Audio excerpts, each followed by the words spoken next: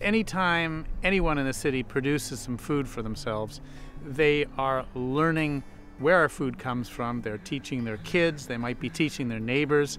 So it has a profound effect, because generally in the city we're considered consumers of food.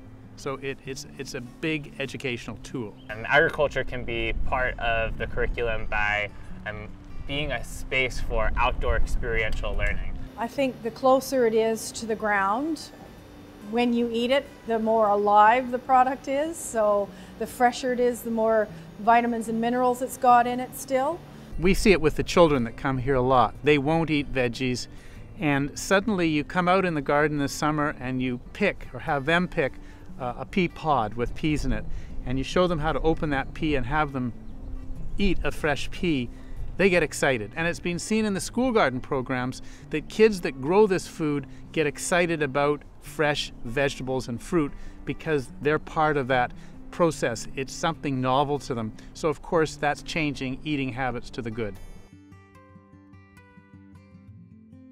Well, when students at David Thompson choose to eat fruits and vegetables and entrees that are part of the healthy food guide, it affects their general energy levels and their ability to think while they're in school. So they're going to be a lot more active and interested in what they're trying to learn here at David Thompson. Right now, maybe 5% is coming from the local farm. We have a sub-cart just out in front of the kitchen here, where we're putting a lot of the ingredients that we do get from our garden in there. Tomorrow we're getting a big shipment of spinach that comes off of our own property that's going to be very healthy and affordable. Even though it's fun to use an ideal like taking up all the golf courses and the parks and using every square foot, we don't like to think of it as producing all of your food or even a certain percent of your food, because the majority of our food does come from outside the city. It's more of the positive effect it has on citizens knowing that they are producing some of their food. And a large back garden can give you a great proportion of your summer and spring vegetables.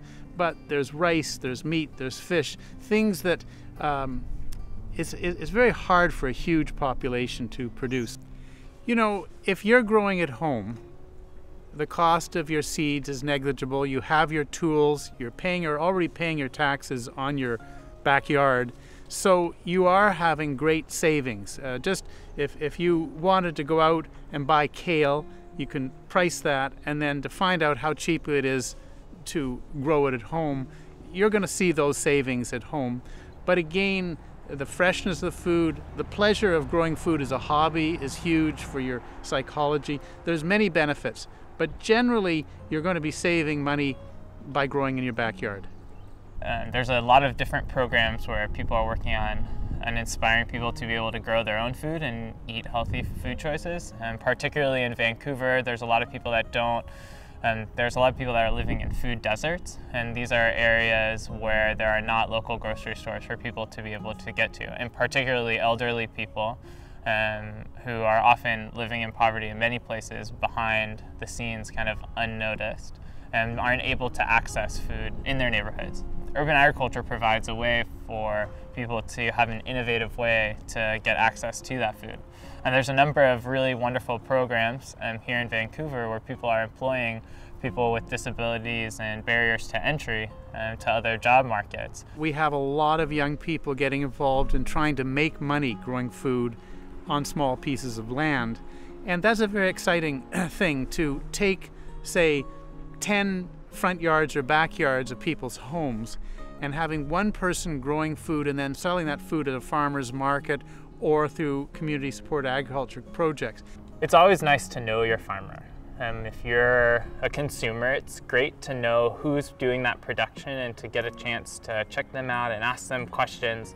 It's hard to ask questions about many of the farmers that we get our food from because they don't live close nearby.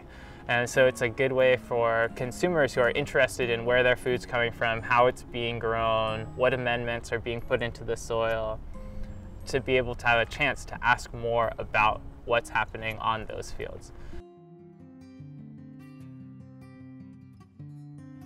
So we built this garden in this past July, and we had over 250 volunteers from the community come out, people asking, what's going on? How can we help? Signs in languages, tag along in Chinese and English, and it became a real hub for activity.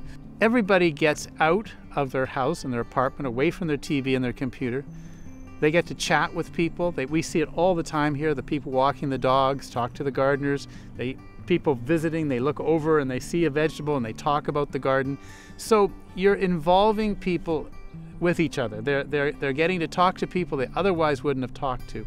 And this is important for a community. Know your neighbors, learn what they're doing, interacting. It's essential.